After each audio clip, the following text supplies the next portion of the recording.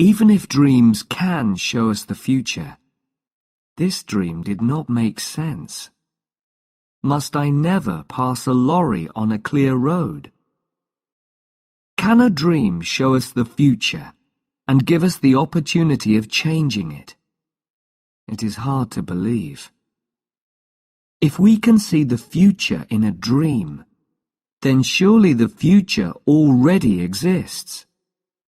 If it does, then we are not free to act in the ways we wish to. We are not responsible for our own lives. Before I tell you the dream, I must explain a little about the context. It was the summer of 4 years ago, and I was driving my family back from Italy through the south of France. My son had not yet learned to drive. My daughter was too young, and my wife doesn't drive at all. I had been at the wheel for the best part of 3 weeks. Perhaps I was tired. Perhaps I could think of nothing except cars. We spent the night of the dream in a town called Tain-l'Hermitage. Now I'll tell you the dream. I was sitting in a big, powerful, cream-coloured car, and I was driving at high speed through the country. I was coming to a bend in the road, and in front of me, there was a very large lorry. My foot reached out towards the brake, but it could not find it. I looked down. There was no brake. Worse, my hands held empty air. There was no wheel for them to hold. There were no controls of any kind. Already we were almost into the back of the lorry. I shouted in fear. Then I heard a calm voice coming from my left, and I turned my head. A stranger was sitting there. He was a cheerful man of about 40. He was wearing an expensive shirt, and on his head he had a red hat. I couldn't understand what he said. He spoke very quickly in French, and my own French is not very good. I didn't, in fact, care what he said. My eyes were on his clean, fat hands, which were holding the wheel. This car had its wheel on the left. He, not I, was in control. We drove safely round the bend. He turned the wheel slightly to place the car in the middle of the road. He was going to pass the lorry. The road stretched straight ahead. It was bright in the sunlight, and it was quite empty. Only one other person was in sight. A woman was sitting outside a small house with white walls, and this house was almost exactly ahead of us. She was sitting by a table, putting some flowers in pots. She wanted to sell us some, and waved them at us. This sight, for some reason, filled me with a terrible fear. The flowers made me think of death, and our final resting place. At this moment, we were level with the lorry, and ready to pass it. But then, the lorry began to turn away from the side of the road towards our car. It appeared that the driver was doing this on purpose. The stranger by my side shouted loudly and tried to move out of the way. There was a terrible noise from the back of the car, and then an explosion. The earth seemed to turn over, and the noise of flames burned in my ears. At that point, I woke up in fear. I was very worried by this dream, and could not sleep again. It seemed to have a message, and I wanted to explain it. Even if dreams can show us the future, this dream did not make sense. Must I never pass a lorry on a clear road? The road to Paris is always filled with very large lorries. Most of them come up from Marseille, and I always have to pass them when the road is clear. I can't drive slowly behind them forever. No, this was not the meaning of the dream. At its heart was some kind of fear. I had to recognize my fear, and then I could forget all about it. I thought about my driving during the last 3 weeks. I tried to remember all the lorries and all the small white houses. I thought of all the cars which were painted cream. I remembered nothing of any great interest. I had imagined that the road in the dream must be in France. It was long, empty, and straight. But then I remembered that we had passed the lorry on the right. So the dream was about a road in England. In England, all cars keep to the left. Immediately, I remembered something. 2 years before this, I was travelling in the north of England. An American and I were making some radio programs. He had brought his car from America, and of course the driver sat on the left side. The brakes and other controls were also on the left. But the colour of his car was not cream. The American was a careless driver, and often passed other cars against my advice. Remember that I was in a better position to see. I was sitting on the right. Once, just after Nottingham, he played chicken. You probably know about chicken. It is a game that is played on the roads.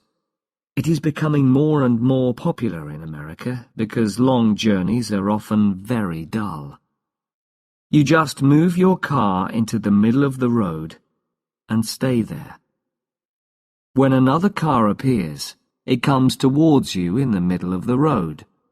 The driver who turns away is the chicken. Quite often, neither driver turns away. I expressed my displeasure at this game in language that the American could not fail to understand. We did not play it again, but it had probably left its mark on my mind. So then, when I was asleep, I experienced it all again in a dream. I also remembered something else while I was having breakfast. When we played chicken, it was an uncommonly windy day. We stopped at Chesterfield, and the American bought a hat. It was a black hat, not a red one, but in dreams details are not always exact. After this, I forgot about the dream until the afternoon. The big French lorries often play their own game. They stay in the middle of the road, and you can't pass them. You have to stay behind them.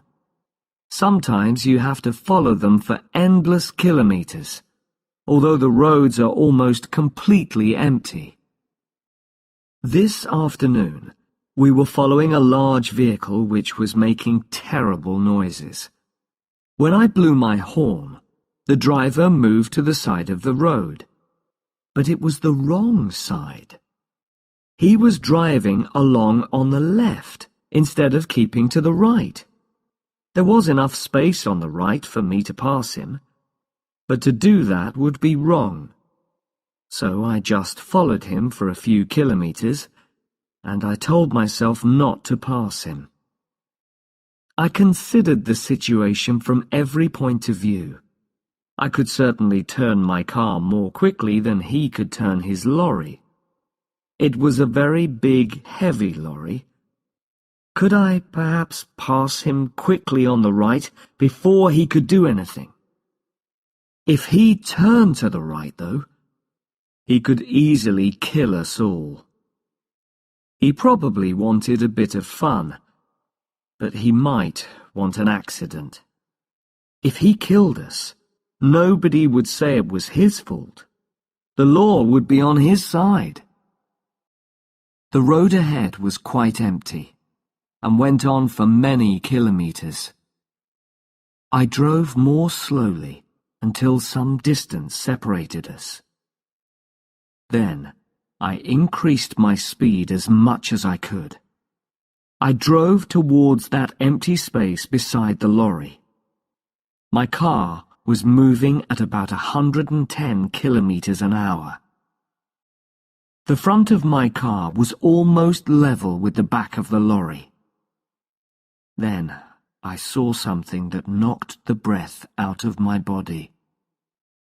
On the grass, beside the road, a woman was sitting outside a small white house with a table of flowers. For the first time in my life, I changed my mind while I was preparing to pass another vehicle. My foot went down hard on the brake. The car rocked from side to side. From behind me, I heard the sound of a horn. Another car was following us at a high speed. I knew its color before I saw it. It was cream. I pressed hard on the brake and turned the wheel slightly. I was just able to move in behind the lorry without touching it. The other car passed us, and the driver blew his horn wildly. It reached the lorry, and then the lorry turned towards it. For a moment, I thought that the car was going to pass the lorry safely. It was moving very fast. Then the front of the lorry just touched the back of the car. It was only a light touch, but it knocked the car towards the side of the road, and the woman at the table. The driver of that car knew exactly what to do. With the greatest skill, he turned it back into the middle of the road. His control was wonderful, much better than mine. He waved angrily at the lorry driver and drove quickly away in a cloud of dust. He was soon out of sight. We stayed that night in Fontainebleau.